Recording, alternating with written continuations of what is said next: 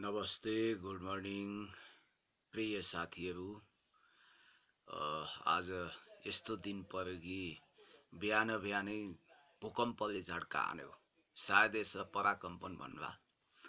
बिहान 5 बजे, सवा 5 बजेतिर एउटा नमिठो झड्काको महसुस गरियो र त्यो झड्काले निन्द्रा नै खोलिदियो धेरैको। म त बिउजिसकेको थिएँ त्योभन्दा अलि अगाडि नै। र यस प्रकारले भूकम्पले पनि आज मिसकल गरेको देखियो। तपाईहरुले पनि महसुस गर्नुभयो होला। झन्डै 6 रेक्टर स्केलको भनेर मापन गरिएको छ। र अब भूकम्प सम्बन्धी, पराकम्प सम्बन्धी यति कुरा गरिसकेपछि 72 को भूकम्पलाई सम्झाउने गरी यसले मिसकल गर्यो भन्दा फरक पर्दैन। जाडो ज्यादै बढ्न थालेछ। अब बिहान यो अहिले न्यानो कपडा नलगाई नहुने भएछ। एक त काठमाडौँ, यसको उचाइ पनि धेरै छ, समुद्र सतहबाट अलि माथि नै छ, पहाडी क्षेत्र हो, त्यसकारण जाडो बढेको छ। अब कोरोनाको कहरको बीचमा पनि, यो रोग भोग गरिबी र प्रकोपको बीचमा पनि अब दशैं आउँदैछ। दशैं आयो, खाउँला पिउँला आदि इत्यादि भन्थ्यौं पहिला हामी। यो दशैं तिहार जस्ता चाडहरूलाई खल्लो बनाएर तीजलाई पनि खल्लो बनाइदियो कोरोनाको कहरले। हाम्रो गाउँ बस्ती आतंकित भएको छ। र यस प्रकारले गरिकन अब 1 महिना पछि आउने दशैंलाई स्वागत गर्न नेपालीहरू त्यति रेडी भएको देखिएन। त्यसैले अब यो सम्बन्धी कुरा गर्दै गरौँला। अब कुरा गरौँ कोलमानजीको। सिधै विषयवस्तुमा म प्रवेश गर्न चाहन्छु। कोलमानजी राष्ट्रिय गौरवको व्यक्तित्व हुनुहुन्छ। नेपालीले गर्व गर्न सक्ने दुर्लभ प्रशासक मध्ये कोलमानजी एउटा विशिष्ट प्रशासक हुनुहुन्छ। साउन्ड अलि सानो आयो भन्नुभएको छ। यो मोबाइलको अलि प्रब्लम छ। यसै त मेरो आवाज अलिकति ठुलो छ, तैपनि यसमै साउन्ड सानो आउँछ भनिसकेपछि त सिद्धि हो नि। एनिवे, अस्ति हामी सिन्धुपाल्चोक गएर आयौं।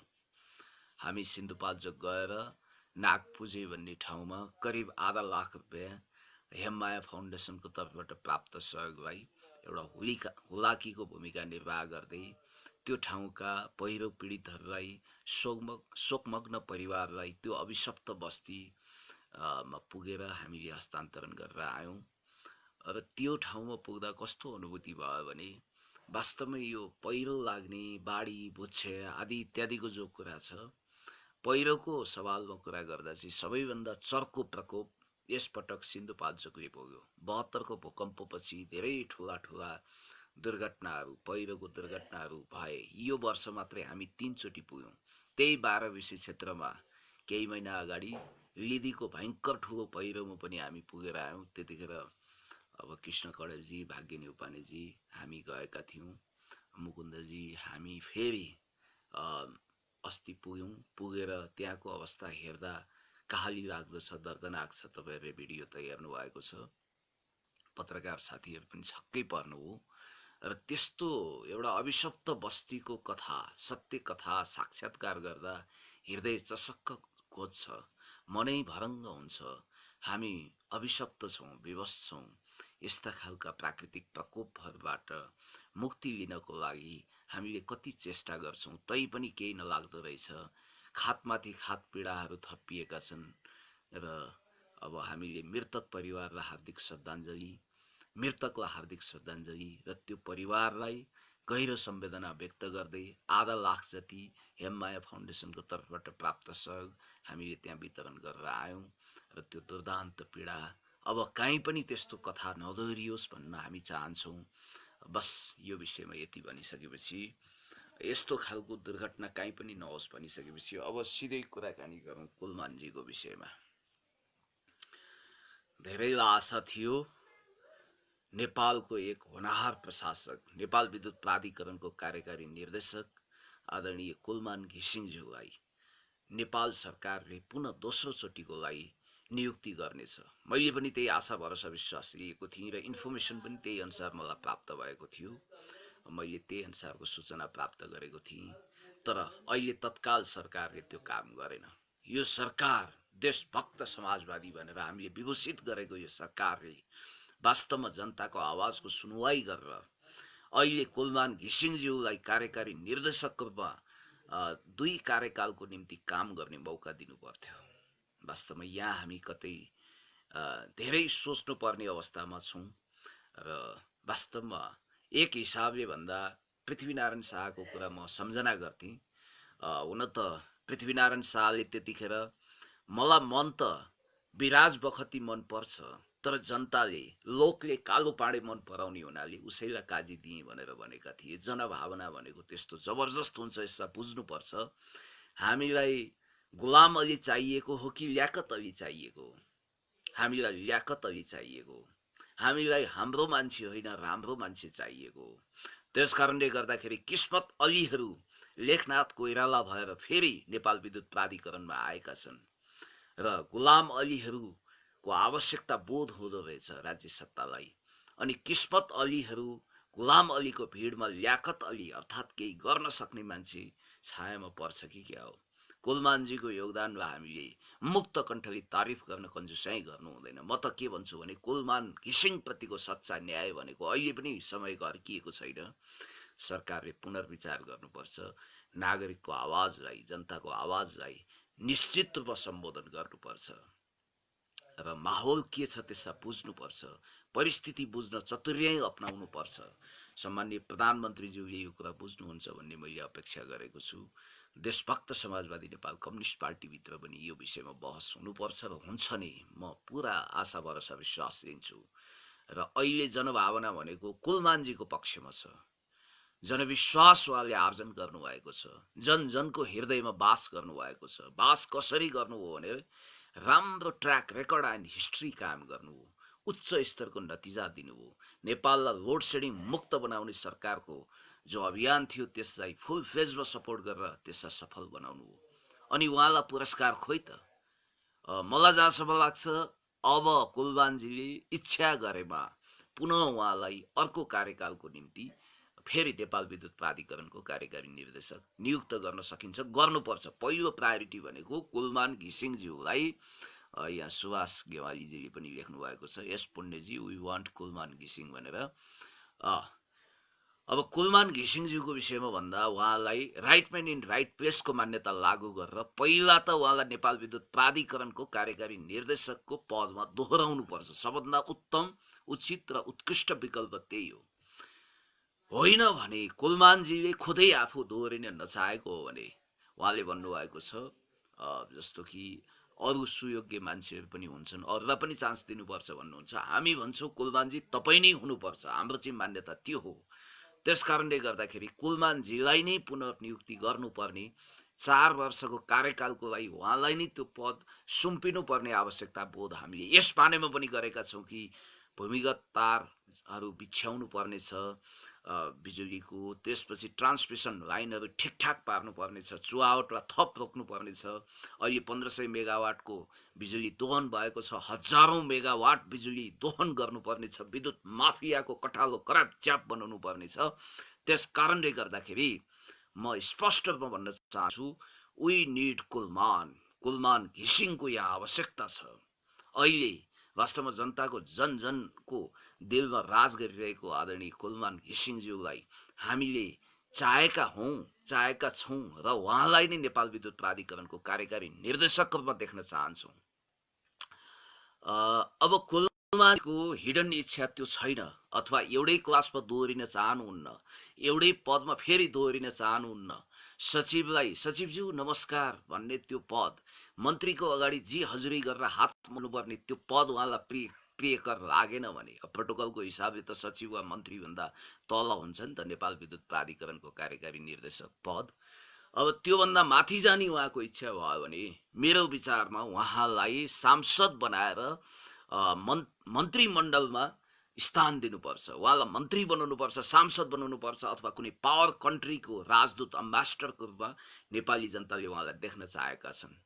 त्यसकारणले गर्दाखेरि अलिकति महत्त्वकांक्षी, अलिकति सर्भिस डेलिभर गर्न सक्ने मान्छेलाई राइट म्यान इन राइट प्लेसको सिद्धान्त अनुसार सर्वप्रथम त उहाँको चाहना यदि छ भने उहाँलाई नेपाल विद्युत प्राधिकरणको कार्यकारी निर्देशकमा पुनः दोहोऱ्याउनु पर्छ, होइन त्योभन्दा माथि सोपानमा उहाँ जान चाहनुहुन्छ, तरक्की गर्न चाहनुहुन्छ, धेरै राम्रो काम गर्न चाहनुहुन्छ, सचिव अथवा त्योभन्दा ठुलो पोस्टमा उहाँ जान चाहनुहुन्छ भने सो अनुसार कुलमानजीलाई पुरस्कार दिनुपर्छ। उहाँको कामको उच्च मूल्याङ्कन गरेर, उहाँको ट्र्याक रेकर्ड एन्ड हिस्ट्रीलाई सम्मान गरेर, जनभावनाको कदर गरेर कुलमानजीलाई अगाडि आउने मौका दिनुपर्छ। मलाई आशा भरोसा विश्वास छ कुलमानजी लोकतान्त्रिक गणतन्त्रमा विश्वास गर्नुहुन्छ।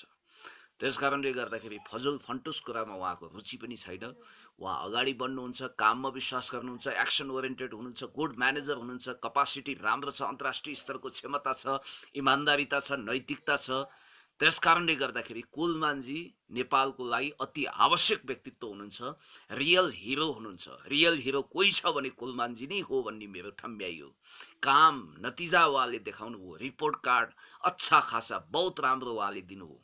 त्यसकारणले गर्दाखेरि म के भन्न चाहन्छु भने कुलमान घिसिङज्यू अत्यन्तै सुयोग्य व्यक्तित्व हुनुहुन्छ, यसमा कसैले शङ्का गर्नु पर्दैन। फेरि कुलमानजीसँग मेरो सम्बन्ध भनेको मैले पटक पटक बोलेको पनि छु, एउटा गीतद्वारा अभिव्यक्त गर्न चाहन्छु। चिनारी हाम्रो धेरै पुरानो रहे जे लाग्दछ, यो नारायण गोपालको गीतको भाव जे छ त्यस्तै छ कुलमान घिसिङज्यू र मेरो सम्बन्ध। मैले अज्ञात हिसाबले अथवा मलाई थाहै थिएन कुलमानजीसँग त्यो अज्ञात समयको एउटा फल भन्छु म त्यसलाई, उहिले भेटिसकेको रहेछु। मेरा एकजना आफन्त त्यतिखेर संयुक्त जनमोर्चाको सांसद हुनुहुन्थ्यो। हामी पनि संयुक्त जनमोर्चा माओवादी आन्दोलनको पूर्ववर्ती रूप एउटा जनमोर्चा भने एकता केन्द्रको घटक थियो त्यो संयुक्त मोर्चा। त्यसको म पनि एउटा सक्रिय कार्यकर्ता थिएँ। 2049 सालमा कुलमानजी हाम्रा एकजना संयुक्त जनमोर्चामा रामेछापबाट जितेका एकजना सांसदज्यूको घरमा डेरामा आउनु भएको थियो। उहाँको पिताजीसँग उहाँको ब्याकग्राउन्ड पनि अहिले त लुकाउनु पर्ने कुरा केही पनि छैन, संयुक्त जनमोर्चा थियो। त्यसकारणले गर्दाखेरि त्यहीँ भेटेको रहेछु भन्ने कुरो चाहिँ पछि त्यो सांसदजीको पारिवारिक सूत्रबाट मलाई जानकारी प्राप्त भयो र कुलमानजीको पिताजी पनि संयुक्त जनमोर्चा ब्याकग्राउन्डको हुनुहुन्छ। उहाँहरू गणतान्त्रिक सोच र चेतनाको व्यक्ति हुनुहुन्छ। त्यसैले गर्दा मलाई थाहा छ कुलमान घिसिङज्यू कसैको बहकाउमा लाग्ने, जस्तो कि अब रमेश खरेलज्यू पनि केही समय हो कि क्या हो भनेर प्रभावमा पर्न खोज्नुभयो, तर स्वच्छ छविको रमेश खरेलज्यूले निकै छिटो त्यो चक्रव्यूहबाट आफूलाई अभिमन्यु हुनबाट जोगाउनु भयो र उहाँ अहिले सही ट्र्याकमा हुनुहुन्छ रमेश खरेलज्यू। न त उहाँलाई पनि मान्छेले घेरघार गरिसकेका थिए, तपाईँलाई थाहा छ। त्यसैले म भन्न चाहन्छु कुलमान घिसिङज्यू तपाईँ कुनै यस्तो नयाँ पार्टी खोल्ने केही गर्ने यो भन्दा पनि तपाईँ एउटा गणतान्त्रिक चेतनाको व्यक्तित्व हुनुहुन्छ। तपाईँ अगाडि बढ्नुपर्छ, तपाईँको भविष्य उज्जवल छ र तपाईँलाई साथ दिनको लागि हामी एकदम तयार छौँ। के गर्नु पर्यो तपाईँको निम्ति हामी दिलो ज्यान दिन तयार छौँ। कुलमानजी तपाईँले गरेका असल कामहरूको कारण आज नेपाल समृद्धि र विकासको दिशामा अगाडि बढिरहेको छ। तपाईँले यो देशभक्त समाजवादी सरकारको एउटा भावना र चाहना बुझेर, देशभक्त समाजवादी नेपाल कम्युनिस्ट पार्टीको चाहना बुझेर काम गर्नुभयो र फुल फ्लेजमा तपाईँले नतिजा दिनुभयो। अब तपाईँलाई नेपाल विद्युत प्राधिकरणको कार्यकारी निर्देशक भन्दा धेरै माथिल्लो पदमा नेपाली जनताले देख्न चाहेका छन्, तपाईँलाई मन्त्री बनाउन चाहेका छन्। हो, तपाईँ भोलि पोलिटिक्समा आउनुभयो भने डेफिनेटली अभियसली 100% भनेर त म भन्दिनँ, तर सम्भावना के छ भने तपाईँ भोलि मन्त्री हुन सक्नुहुन्छ, प्रधानमन्त्री हुन सक्नुहुन्छ। त्यसकारणले गर्दाखेरि स्पष्ट रूपमा भन्नु पर्दाखेरि कुलमानजीको लागि आवाज बुलन्द गर्न हामी तयार छौँ। उल्फा कुरा गरेर उटपट्याङ कुरा गरेर हुँदैन, सच्चाइलाई आत्मसात गर्नुपर्छ। कुलमानजीलाई जतिखेर आपद विपद परेको थियो नि त्यतिखेर बोल्ने यिनै पुण्य गौतमहरू थिए। सायद यसको श्रेय लिन त मैले खोजेको होइन। यहाँ लङ्का हनुमानले जलाउँछ पगरी, टेडुहरूले गुज्छन्, मेहनत हामी गर्छौँ, जस अरूले लिन्छन्, खास हनी हन्टरले वीर मौरीको मह काट्छ, तर हात चाट्ने बेलामा त्यही फट्टिचर, त्यही लुच्चो, त्यही धुर्त पुग्छ। यो कुरा त यहाँको सनातन रीत हो। सायद कलीको परिणाम हातमा पातमा भने जस्तो पनि होला। मैले तपाईँलाई स्पष्ट रूपमा भनौँ, उहाँ जतिखेर चिलिमे प्रोजेक्टलाई एकदमै सफल बनाएर केन्द्रमा आउनु भएको थियो त्यतिखेर तत्कालीन ऊर्जा मन्त्रीज्यूलाई कुलमान घिसिङज्यूलाई नेपाल विद्युत प्राधिकरणको कार्यकारी निर्देशक बनाउनु पर्छ भनेर लबिङ गर्ने थोरै मान्छे मध्ये यो पुण्य गौतम पनि एक थियो। त्यतिखेर उहाँ थर्ड इन कमान्ड हुनुहुन्थ्यो त्यहाँ र अरू मानिसहरू नेपाल विद्युत प्राधिकरणको कार्यकारी निर्देशकको लभिङमा थिए। तर त्यतिखेर यही देशभक्त समाजवादी नेपाल कम्युनिस्ट पार्टीले उहाँलाई त्यो मौका दियो र त्यो मौकालाई बहुत राम्रो सदुपयोग गर्नुभयो। सायद सरकारको अत्यन्तै उच्च स्तरीय उच्च क्वालिटीको सफल निर्णय मध्ये त्यो एक थियो, जसले गर्दा 18 घण्टासम्म लोड सेडिङको समुद्रमा डुबेको नेपाललाई उहाँले उद्धार गर्नुभयो। लोड सेडिङको सुरुङभित्र छटपटाइरहेको नेपाल झिलिमिली उज्यालो भयो। उज्यालो नेपालको अभियन्ता बनेर लाइट म्यान भन्ने एउटा उपाधि पनि उहाँ लिन सफल हुनुभएको छ। जन जनमा छाउनु भएको छ, मन मनमा बस्नु भएको छ। कुलमानजीलाई हामी सेल्युट गर्न चाहन्छौँ, धन्यवाद दिन चाहन्छौँ। आज यी नेटहरू किन चलेका छन्, औद्योगिकरणको प्रक्रिया अब नेपालमा कसरी सुरु भएको छ, यो सबैको पछाडि बिजुलीको बहुआयामिक महत्त्वलाई हामीले बुझ्नुपर्छ। तपाईँ हामीलाई थाहा छ, लहरो तान्दा पहरो गर्जिन्छ। अब जब लाइन आयो, झिलिमिली भयो, त्यसपछि अब चमत्कारिक ढङ्गले अब मिडियादेखि हरेक क्षेत्र फस्टाउन थालेको छ। तपाईँलाई थाहा छ कि बिजुली नहुँदाखेरि नेपाल अधोगतिमा जाँदै थियो। विद्यार्थीको पढाइ बिग्रिरहेको थियो, कारखानाहरू टाट पल्टिरहेका थिए, अनि त्यसपछि मिडिया हाउसहरू भूतबङ्गला जस्तो भएका थिए।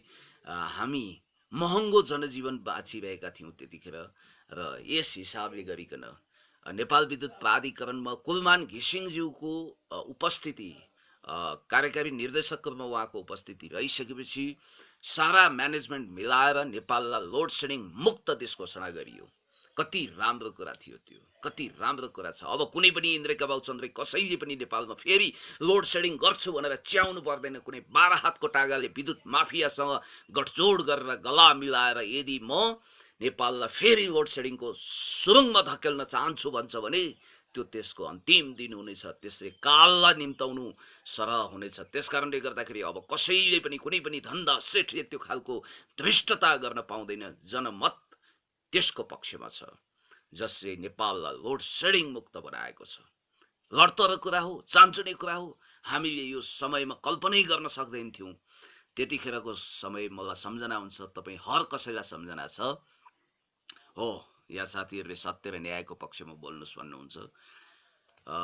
सायद सत्यको पक्षमा, न्यायको पक्षमा, इन्साफको पक्षमा, देशको पक्षमा, जनताको पक्षमा, विकासको पक्षमा, अन्याय विरुद्ध, अत्याचार विरुद्ध, भ्रष्टाचार विरुद्ध, हर किसिमको जालजेल कपट विकृति विसङ्गति विरुद्ध दरो खरो आवाज बुलन्द गर्नुपर्छ भन्ने मान्यता यो धारावाहिक रूपमा एकदम धारा प्रवाह रूपमा ल्याउने हामी नै हौँला। र त्यसको श्रेय त म लिन चाहन्न। जे होस्, सबै साथीहरूले सङ्घर्ष गर्नुभएको छ, मेहनत गर्नुभएको छ। र त्यस बेलाको कुरा म अलिकति तपाईँलाई सम्झाउन चाहन्छु। हो, मुकेश काफ्लेज्यूले धेरै नखोके हुन्छ।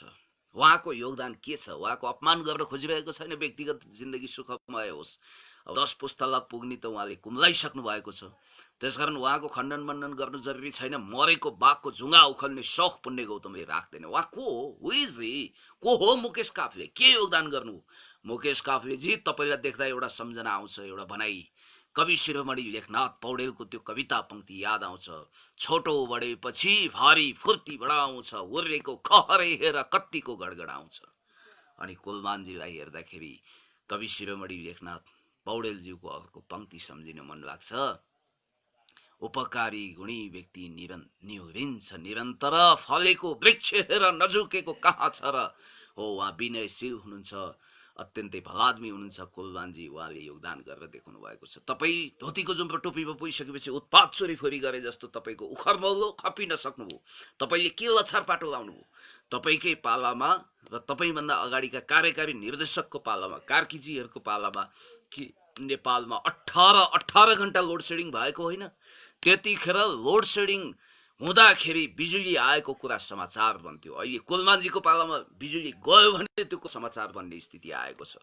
अर्को कुरा तपाईँलाई सम्झना गरौँ, तपाईँको पालामा नेपाल विद्युत प्राधिकरणमा 9 अर्ब, मैले स्पष्ट भन्नुपर्छ, नेपाल विद्युत प्राधिकरण 9 अर्ब घाटामा गएको थियो। कुलमानजीको पालामा एकदम फर्स्ट क्लास म्यानेजमेन्ट उहाँले गर्नुभयो र नेपाल विद्युत प्राधिकरण 11 अर्ब नाफामा छ। अब तपाईँ आफै भन्नुहोस्, तपाईँ किन चोरीफोरी गरिरहनु भएको छ? के नतिजा दिनुभयो? क्रिस्टल क्लियर पिक्चर अगाडि हामीले राखिदिएका छौँ। अनि तपाईँको पालामा 3 अर्ब बोनस बाँड्नुहुन्थ्यो, अहिले बोनस छैन। जनता दुब्लाएको दुब्लाई, जनताले महसुल तिरेको तिरै, तपाईहरू बोनस हसुरै गर्नुहुन्थ्यो। अहिले त्यो स्थितिको अन्त्य भएको छ। तपाईँको पालामा 7 अर्बको चुहावट हुन्थ्यो, अहिले चुहावट ठप्प छ। चुहावट छैन भन्दा पनि हुन्छ। यो कसले गर्यो? यो कमाल, यो चमत्कार भनेको कुलमान घिसिङज्यूले देशभक्त समाजवादी सरकारको जुन ढङ्गको एउटा हौसला थियो, त्यो हौसलामा उहाँ एकदम उत्साहित भएर काम गर्दाखेरि यो नतिजा आएको छ। अनि अर्को कुरा तपाईँले ख्याल गर्नुपर्छ, झोलाहरूमा सबै खोलाहरू राख्ने 83,000 मेगावाट कुल विद्युत उत्पादनको क्षमता भएको देशमा त्यतिखेर लोड सेडिङको एउटा लाज मर्नु स्थिति थियो। तपाईँको पालामा जम्मा 800 मेगावाट बिजुली नेशनल ग्रिड अर्थात् केन्द्रीय प्रसारण लाइनमा जोडियो। कुलमानजीको पालामा अहिले कति जोडियो थाहा छ? तथ्याङ्क एकचोटि हेर्नुहोस्, मिथ्याङ्क प्रस्तुत नगर्नुहोस्। कुलमानजीको पालामा अहिलेको तथ्याङ्क हेर्दा 1500 मेगावाट बिजुली तपाईँले दोहन गरेको भन्दा डबल बिजुली केन्द्रीय प्रसारण लाइनमा जोडिएको छ। अनि तपाईँको पालाको विडम्बना हामीलाई थाहा छ।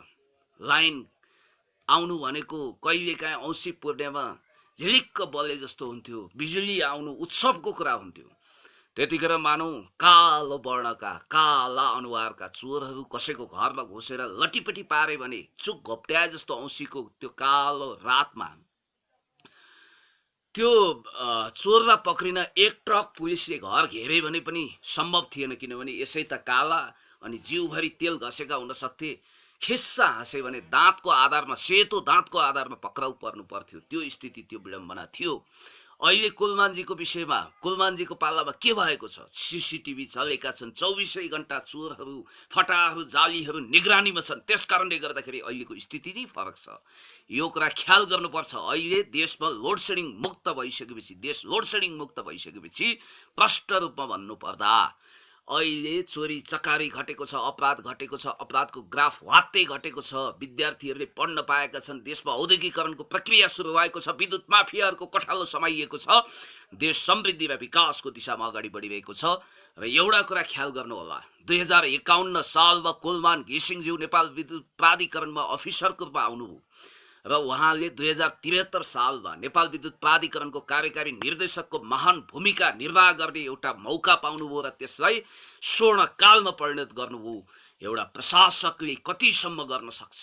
त्यो प्रशासकको कुर्सी, नेपाल विद्युत प्राधिकरणको कार्यकारी निर्देशकको कुर्सी धेरै ठुलो होइन, तर पनि त्यो कुर्सीमा पुग्दा त्यो कुर्सीलाई नै गरिमामय बनाइदिनु भयो कुलमान घिसिङज्यूले। हामीलाई सम्झना हुन्छ, हेनरी किसिन्जरले समेत मुक्त कण्ठले तारिफ गरेका तत्कालीन प्रशासक सरदार यदुनाथ खनाल। तपाईँलाई थाहा छ, यदुनाथ खनाललाई नोबेल पुरस्कार विजेता हेनरी किसिन्जर जसले ओल्ड अर्डर र अन चाइना जस्तो विश्व प्रसिद्ध कृति लेखेका छन्। अमेरिकी राष्ट्रपतिहरूले समेत कफी खान इच्छा गर्ने त्यत्रा ठुला लेजेन्डरी प्रशासक यदुनाथ खनालदेखि सरदार भीमबहादुर पाण्डे, जोसँग आई टु आई कन्ट्याक्ट गरेर भारतीय प्रशासकहरूले पनि कुराकानी गर्न सक्दैन थिए।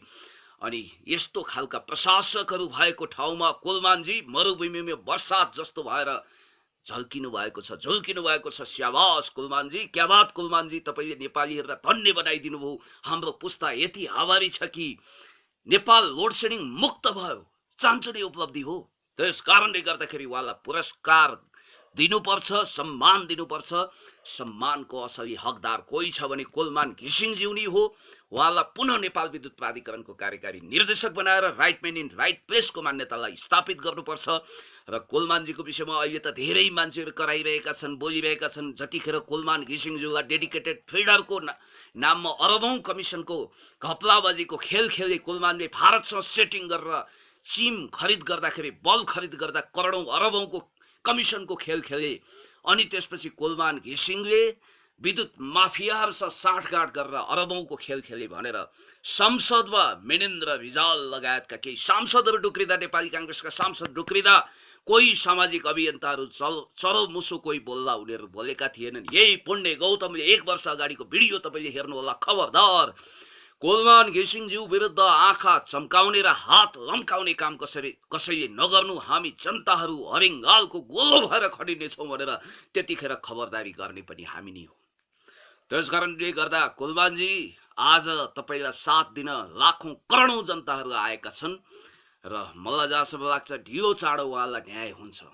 कहिलेकाहीँ के हुन्छ भने यो उखान या प्रयोग गर्न त उपयुक्त हुँदैन। लात्तले हानेको कुकुर भँडारमा भने जस्तो उहाँलाई योभन्दा धेरै ठुलो अवसरले प्रतीक्षा गरेको हुन सक्छ। के हुन सक्छ त्यो अवसर?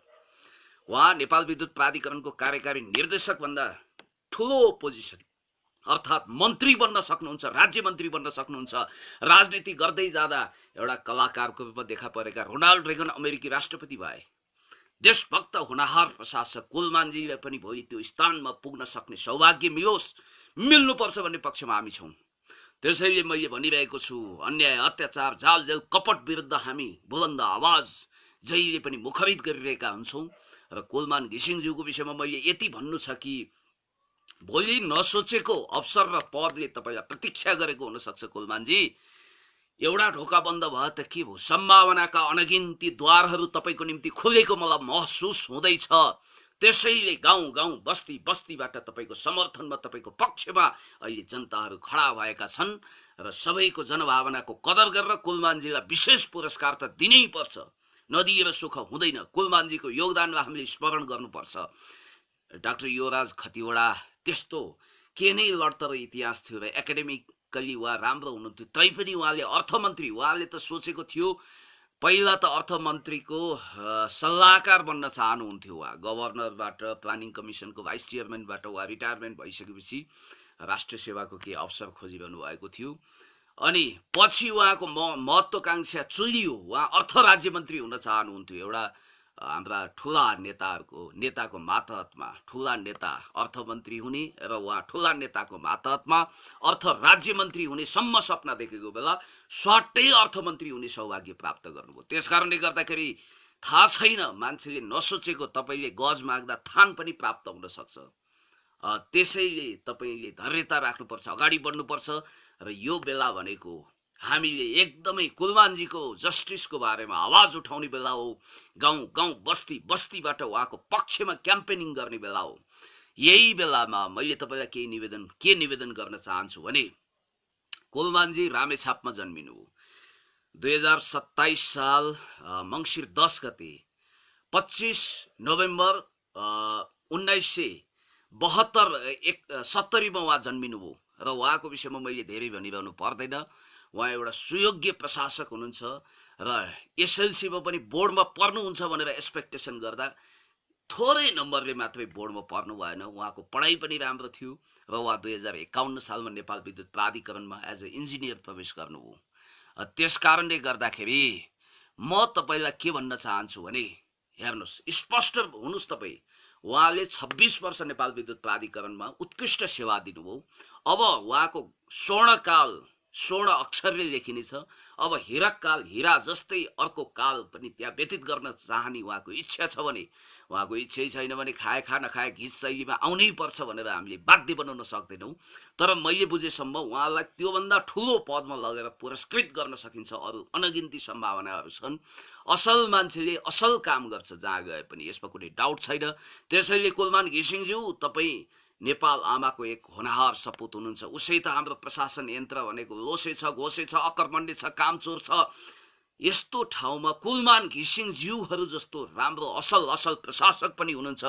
हामी हरेक ठाउँमा कुलमानहरू छौँ। हामी राजनीतिमा छौँ, कोही प्रशासनमा छन्, कोही पत्रकारितामा छन्, कोही न्याय क्षेत्रमा होलान्। हरेक फिल्डका कुलमानहरूले अवसर पाउनुपर्छ। यो देश बन्छ, चाँडै बन्छ। सिङ्गापुर जस्तो देशलाई सिङ्गापुर बनाउने जुन सरकारको प्रतिबद्धता छ, त्यसलाई पुरा गर्न पनि कुलमानजीहरूलाई निश्चित रूपमा हामीले पुरस्कृत गर्नुपर्छ, उहाँलाई न्याय दिनुपर्छ। अब यहाँ केही मान्छेहरू, केही धन्दा सेठहरू मौका यही हो भाइ, पपुलर फेसको आडमा आफ्नो काम धन्दा पनि चालु गर भनेर एकदम बाह्र हाते पटुकी कसेर हाप र चाप गर्दै मैदानमा ओर्लिएका छन्।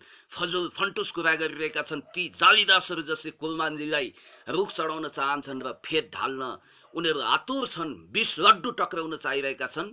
त्यो युगको कालिदास यति मूर्ख थियो कि आफै रुख चढ्थ्यो, आफै चढेको हाँगो काट्थ्यो र खुत्रुकै हुन्थ्यो। यो युगका जालीदासहरूले प्रशंसाको पुल बाँध्छन्, रुख चढाउँछन्, फेद ढालेर सखाप पार्छन्। त्यसकारण त्यस्ता जालीदासहरूबाट होसियार हुनुपर्छ। ती जालीदासहरू जसरी पार्वतीको छल गर्न जालन्धरले महादेवको स्वरूप धारण गरेको थियो, आफ्नो कालो कर्तुत, आफ्नो कालो इतिहास लुकाउनको निम्ति भर्खरै कतैबाट टप्किएको जस्तो अलौकिक दिव्य मानव जस्तो अभिनय गरेर सडकमा उफ्रिरहेका छन्। मैले तपाईँलाई केही मान्छेहरू नमुनाको रूपमा पेश गर्न पनि सक्छु।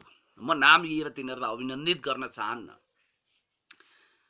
अब चोरीको प्रकाशन गृह चलाएर, चोरीको किताब छपाएर, जस्तो कसैको नाममा एकछिनको लागि कृष्ण प्रकाश श्रेष्ठले आमा उपन्यासको अनुवाद गर्नुभयो। असली अनुवादक त कृष्ण प्रकाश श्रेष्ठ हो, म्याक्सिम गोर्कीको उपन्यास आमाको।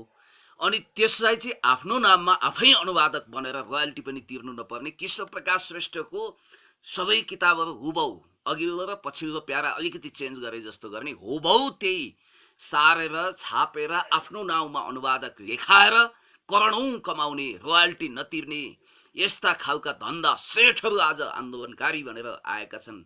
लाज मर्नु कुरा के छ भने आफ्नै प्रकाशन गृहमा काम गर्नेहरूलाई सेना भनेका छन्, कर्मचारी कामदारलाई मेरो पार्टीको कार्यकर्ता भनेका छन्, मान वा नमान मै तेरो मेहमान भने जस्तो जहाँ पनि टप्किएका छन्, ठुला कुरा गरेका छन्।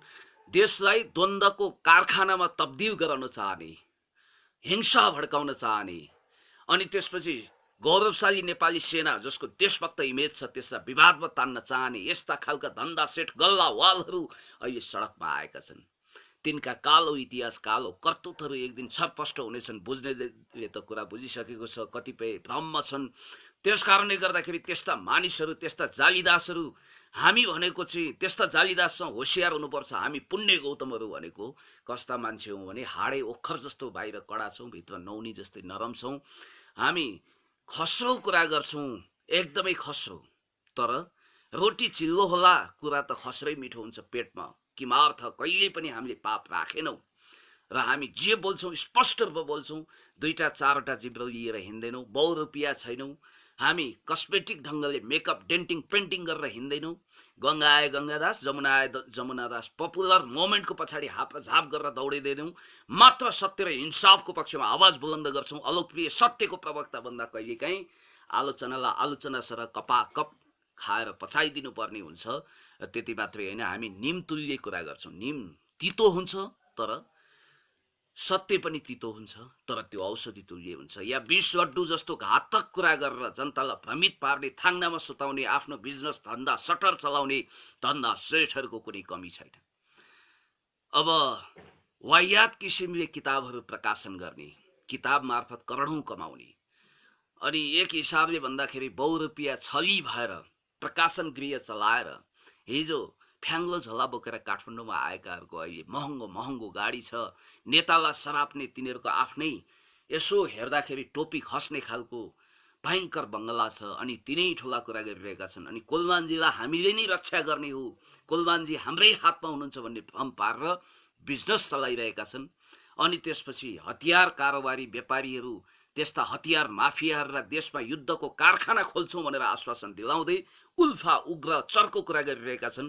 आफ्नो किताब फ्याक्ट्रीमा, आफ्नो किताब प्रकाशन गृहमा जहाँ चोरीको नक्कली किताब छापिन्छ, अनुवादक आफैलाई बनाएर दुनियाँलाई ढाँटछल गरेर करोडौं कमाइन्छ, त्यहाँ काम गर्ने कामदारलाई सेना भनिदिने, पार्टीको कार्यकर्ता भनिदिने, अनि विप्लवजीले जस्तै नयाँ द्वन्द्व म पनि सुरु गर्छु भनेर उल्फा कुरा गर्ने, अनि हिटलरपन्थी सोच राख्ने, सेनाले राज्य सत्ता क्याप्चर गरेर मलाई बुझाउनु पर्छ भन्ने, अनि ब्यानरमा प्रचण्डजीको जस्तो अथवा सामान्य प्रधानमन्त्रीज्यूको जस्तो ठुलो फोटो आफ्नै राख्ने, आफैलाई धन्यवाद दिने, आफैलाई अभिनन्दन गर्ने, यस खालका भुइँफुट्टा टप्परटु यहाँ यस खालका एक हिसाबले भन्दाखेरि गुलाम अलीहरूको यहाँ कुनै कमी छैन। गुलाम अली भनेको प्रसिद्ध गायक हुनुहुन्छ। मैले साङ्केतिक रूपमा भने कुनै संदिग्ध शक्ति केन्द्रको गुलामी गर्नेलाई मैले गुलाम अली भनेको हुँ। र अब प्रष्ट हुनुहोस् साथीहरू, कोलमान घिसिङज्यू नेपाली आमाको सच्चा सपुत हुनुहुन्छ, देशभक्त हुनुहुन्छ। उहाँले गरेका कामहरू वन्दनीय छन्, प्रशंसनीय छन्, उच्च कोटिका छन्, र उहाँ उच्च कोटिको प्रशासक हुनुहुन्छ। यसमा कसैले शङ्का लिनु पर्दैन, किनभने हेर्नुहोस्, तपाईले याद गरेको हुनुपर्छ, अब नेपाल कहिल्यै लोड सेडिङ मुक्त हुन सक्दैन भनेर निराशाको चिसो उच्छ्वास त्यतिखेर कतिपय ठुला ठुला मानिसले पनि पोखेको हामीले पाएका थियौँ। हामी आफै निराश थियौँ, कसरी नेपाल लोड सेडिङ मुक्त होला, यस्तो अवस्था छ भनेर भन्थ्यौँ। हेर्दा हेर्दै 2074 सालमा घोषणा गरेर कोलमानजीको नेतृत्वमा नेपाल लोड सेडिङ मुक्त देश घोषणा भएरै छाड्यो। योभन्दा ठुलो उपलब्धि केही हुन सक्छ? त्यसकारणले गर्दाखेरि राइट म्यान इन राइट प्लेसको मान्यता अनुसार कोलमान घिसिङज्यूलाई पुनः एक कार्यकालको लागि नेपाल विद्युत प्राधिकरणको कार्यकारी निर्देशक नियुक्त हुने गर्नै पर्छ। यो सरकारको गुरुत्तर दायित्व होइन। त्योभन्दा ठुलो पुरस्कार दिन खोजिएको हो भने उहाँलाई पावर कन्ट्रीको, हुनसक्छ अमेरिका, चाइना अथवा त्यस्तै कुनै शक्तिशाली देशको राजदूत बनाउनु पर्छ।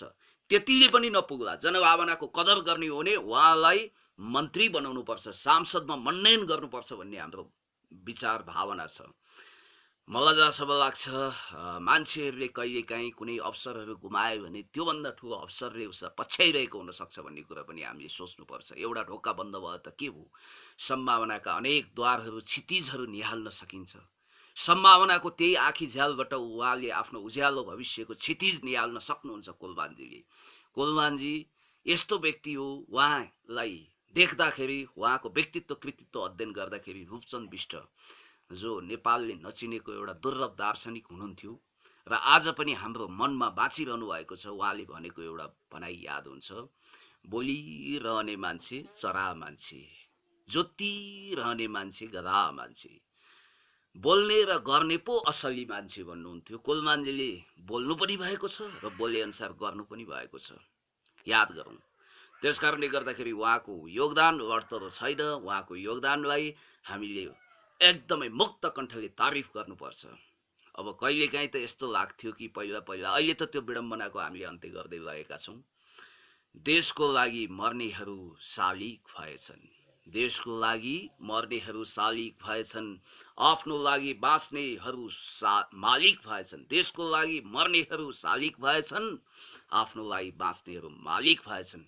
यस्तै स्वार्थी मान्छे, यस्तै धन्दा सेठहरू, यस्तै एक हिसाबले भन्दाखेरि लुटपाटको धन्दा चलाउनेहरूको भविष्य उज्जवल भएको बेला कुलमानजी जस्तो एउटा दुर्लभ प्रशासक नेपालमा देखिनु भएको छ। र अब चाहिँ मलाई के लाग्छ भने यस्ता मानिसहरू, यस्ता स्वार्थी, कपटी, यस्ता पाखण्डी मान्छेहरूको अन्त्य, युगको अन्त्य भएको छ भन्ने मेरो ठम्ब्याइ हो। त्यसैले गर्दाखेरि अब धेरै लामो गन्थन मन्थन नगरौँ। कच्चा ज्ञानको पण्डित हुन म यहाँ आएको होइन। मैले यो लाइभमा टाइमलाई वेस्टेज गर्नु छैन। तपाईँहरूको मनमा यदि मेरा कुरा जचे भने, यदि पुण्य गौतमले बोलेका कुरा ठिक छन् है भन्ने तपाईँलाई लाग्यो भने म धन्य हुनेछु। यहाँहरूले अब खानपिनको चाँजो पाँजो गर्नु होला। अब के गर्ने, निराश भएर भएन, काममा अगाडि बढ्नुपर्छ। कोरोनाको कहरलाई हामीले जित्नु छ, रोग भोक र गरिबीमाथि विजय प्राप्त गर्नु छ, दुनियाँलाई फेरि खुशहालीपूर्ण बनाउनु छ। एक हिसाबले भन्दा जीवनलाई हामीले आफैले जटिल बनाएका हौँ। जिन-ज्याक रुसोको ब्याक टु नेचरको मान्यता त तपाईँलाई थाहा छ नि। प्रकृति कति शान्त छ, धैर्य छ, कति सुन्दर छ, हामी कति जटिल हुँदै गएका। हामी हजारौं सम्मानलाई बिर्सेर एउटा अपमान सम्झेर रातभरि निदाउँदैनौँ। हामी कस्ता ज्याद्रा छौँ भने नमस्कार खानको निम्ति हामी हजारौं खर्च गरेर कुनै ठाउँमा जान सक्छौँ, तर अपमान सहन हामीलाई साह्रै गाह्रो छ। जिन्दगी भनेको मान अपमान, सुख दुःख, दिन रातको संयोजन हो। जिन्दगी एकनाश हुँदैन। यो कुनै मैले फिलोसफिकल गम्भीर कुरा गर्न खोजेको होइन। यति बेला म के भन्न चाहन्छु भने त्यो मानिस मात्रै नीलकण्ठ हुने सौभाग्य प्राप्त गर्न लायक छ जो मानिसले समुद्र मन्थन गर्दा हलाहल कालको विष पिएर अरूको लागि, अरूको जीवन रक्षाको लागि आफूलाई समर्पित गर्छ। अमृत खान त सबैको लुछाचुडी हुन्छ नि। असली मान्छे त्यो हो जसले विष पनि निल्न सक्छ, आलोचना पनि पचाउन सक्छ। त्यसकारण सुन जस्तो खारिनु पर्छ मान्छेले। दुःख कष्ट भनेको हरेक कुरा क्षणिक पाउना जस्तो, सुख पनि स्थायी छैन, दुःख पनि स्थायी छैन। तपाईले प्राप्त गरेको पदहरू पनि चिरञ्जीवी होइन। तपाई कुनै नौ चिरञ्जीवी भएर यो पृथ्वीमा, यो लोकमा आउनु भएको होइन। तपाई निश्चित अवधिको भिसा पासपोर्ट सहित, म्याक्सिमम 100-102 वर्ष कति होला, त्यतिसम्मको भिसा पासपोर्ट सहित तपाई पृथ्वीमा आएको। यो ग्रहलाई तपाईले अलविदा गर्नै पर्छ। सेरोफेरो सबै मेरो भन्ने अलेक्जेन्डर द ग्रेट पनि रित्तो हात पृथ्वीबाट विदा भएका थिए। त्यसैले कसैले पनि घमण्ड गर्नु पर्दैन, अहंकार देखाउनु पर्दैन, सर्वै सर्वा हुँ भन्नु पर्दैन, सेरोफेरो सबै मेरो आकाशै बाँधौ कि पातालै बाँधौ भन्नु पर्दैन।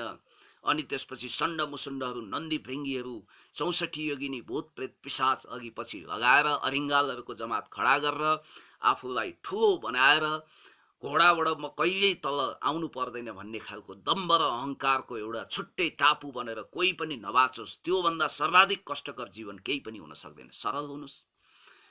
त्यसो त प्रकृतिको उदाहरण लिने हो भने कहिलेकाहीँ प्रकृति आफै पनि मानवीय दुष्कर्मलाई तह लगाउनको लागि गडगडाएर आउँछ। आज बिहान भर्खर यो मिसकल हो कि क्या हो, फुलकल फेरि नआओस्, 72 को भूकम्पको पराकम्पन हामीले महसुस गऱ्यौँ। प्रकृति निर्दयी पनि छ। कहिले बाढी पहिरोको रूपमा, कहिले भूक्षयको रूपमा, कहिले ढडेलोको रूपमा प्रकृतिले विनाश लीला पनि मचाउँछ। त्यसलाई सामना गर्न हामी तयार हुनुपर्छ। यति भनिसकेपछि म अब मिलेनियम च्यालेन्ज कर्पोरेसनका घातक बुँदाहरू हट्नै पर्छ। मिलेनियम च्यालेन्ज कर्पोरेसन यानि कि एमसीसीलाई हामी कुनै पनि हालतमा कमा फुल स्टप चेन्ज नगरिकन, यसलाई दारा नङ्ग्रा झिकेको बाघ सरह नबनाइकन, तपाईँलाई थाहा छ नि सर्कसको बाघ दारा नङ्ग्रा झिकेपछि न्यार त गर्न सक्छ, भोटे कुकुर जति पनि शक्तिशाली हुँदैन। त्यसकारणले गर्दाखेरि हामी भन्न चाहन्छौँ मिलेनियम च्यालेन्ज कर्पोरेसनको नेपाल विरोधी, नेपालको सार्वभौम सत्ता र नेपालको हित विपरीतका बुँदाहरू हामी एमेन्डमेन्ट नगरिकन त्यसलाई कुनै पनि हालतमा पास गराउन दिनौँ, त्यसलाई टेबल हुन दिँदैनौँ। यो हाम्रो प्रतिबद्धता हो, यो हाम्रो वादा हो, बाचा हो। र अब म लाइभको अन्तिम चरणमा आएको छु। अब यसलाई मैजारो गर्ने बेला भयो। सायद तपाईँलाई पनि धेरैतिर जानु छ, धेरै काम गर्नु छ, धेरैको मन जित्नु छ, रोजीरोटीको व्यवस्था गर्नु छ, ताउलो बजाउलो पकाउनु छ, परिवारको ख्याल गर्नु छ, आफ्नो व्यक्तिगत जिन्दगीलाई पनि सुखमय बनाउनु छ। त्यसकारणले गर्दाखेरि तपाईँको धैर्यताको बाँधलाई म टुटाउँदिनँ। ठिक छ, मलाई एक साथीले झोले भन्नुभएको रहेछ, कुनै साथीले जीवनमा तपाईँले झोला बोक्नु भएको छ कि छैन, नबोक्नु भएको भए झोला उपहार तपाईँलाई दिउला। तपाईँलाई नि झोले हुने रहर लागेको भए गएर झोला किन्नुहोस्। र झोले भनेको के, यो त राम्रै कुरा हो। मैले निश्चित रूपमा झोला बोकेको छु, तर झोलामा के बोकेको छु? झोलाभरि किताब बोकेको होला, झोलाभरि जनताका फाइलहरू बोकेको होला, समस्याका गुनासाका पोका पन्तुरा बोकेको होला, सातो सामल बोकेको होला। हामी ब्रिफकेसै होइनौँ जहाँ हरिया हरिया डलर युरो भारू धन्दा सेठहरूले बोक्छन्। हामी कुनै ब्रिफकेस बोक्ने खालका, सुटकेस बोक्ने खालका मान्छे होइनौँ। हामी मजदुरका मान्छे हौँ, हामी गरिबको पक्षमा काम गर्ने मान्छे हौँ। त्यसकारणले गर्दाखेरि मलाई यो झोले सोले भन्ने कुरोले केही आपत्ति गर्दैन। भन्नेहरू भन्दै गर्छन् कुत्ता भुक्ती हजार हात्ती लम्की बजार, काग एकातिर कराउँदै गरोस् पिना पनि सुक्दै गर्छ, अनि कुकुर जति भुके पनि हात्ती के लम्किन छोड्छ र? त्यसकारणले त भनेको नि कुत्ता भुक्ती हजार हात्ती लम्की बजार। यति भनिसकेपछि म तपाईँलाई धन्यवाद दिन चाहन्छु। एक ठाउँ जानु छ, मोटरसाइकल छैन आफ्नो, जिन्दगीमा कहिले पनि मोटरसाइकलको ड्राइभर हुने रहर गरिएन, मोटर बाइकको ड्राइभर हुने रहर नगरेकै हुनाले बाइक किनिएन। किन्न सकिएला पछि छुट्टै कुरा हो। तर एकजना साथी आउँदै हुनुहुन्छ मलाई लिफ्ट दिनको लागि, त्यसपछि यहाँबाट रफू चक्कर हुनु छ, काम गर्नु छ। त्यसैले साथीहरू तपाईँहरूसँग म बिदावारी हुन चाहन्छु। तपाईँको दिन शुभ बितोस्। धेरै महानुभावहरू, वरिष्ठ महानुभावहरू, मेरा समकालीन, मेरा अनुजहरू, मेरा अग्रजहरू सबैले यो हेरिरहनु भएको छ। वसन्तमान सिंह अधिकारीजीलाई मैले देखिरहेको छु। आइडियोलोजिकल रूपमा हामी फरक कित्तामा होला, तर उहाँ एउटा इमान्दार देशभक्त व्यक्तित्व हुनुहुन्छ। त्यसै गरी मैले यहाँ नाम लिन नसकेका अनगिन्ती अनुहारहरू, फोटो सानो देखिन्छ, सबैले चिन्न सकिँदैन। जो हुनुहुन्छ ज्ञात अज्ञात सबै साथीहरूलाई म हार्दिक धन्यवाद दिन चाहन्छु, जसले धैर्यताका साथ मेरो यो प्रत्यक्ष फेसबुक लाइभ हेरिदिनु भयो, प्रतिक्रिया गर्नुभयो। प्रिन्स महेन्द्र बहादुर धामीजीले म भारतबाट हेर्दैछु भन्नुभएको छ। तमाम देश विदेशबाट हेर्नुहुने सबै साथीहरूलाई म धन्यवाद दिन चाहन्छु। तपाईँको दिन रात सबै सुखद बितोस्, तपाईँलाई लटालट नसोचेको उन्नति प्रगति प्राप्त होस्। जिन्दगी भनेको सुख दुःखको रामछाया हो, कर्कलाको पानी जस्तो हो। यसलाई सही ढङ्गले सदुपयोग गर्नुपर्छ। र हामी एक हिसाबले भन्दाखेरि आफ्नो निम्ति त जो पनि बाँच्न सक्छ, को बाँच्दैन र? हरेक पशु पन्छी पनि आफ्नै निम्ति बाँचेका हुन्छन्। हामीले समाजको निम्ति बाँचेर धेरै योगदान गर्नुपर्छ। अस्ति जब हामी सिन्धुपाल्चोकमा गयौँ, झन्डै आधा लाख जति हेममाया फाउन्डेसनको तर्फबाट आदरणीय अमेरिका निवासी वरिष्ठ समाजसेवी हेम थापाज्यूको आधा लाख जति हामी हुलाकी बनेर म मुकुन्दजी हामीले त्यहाँ दान गरेर आएका छौँ।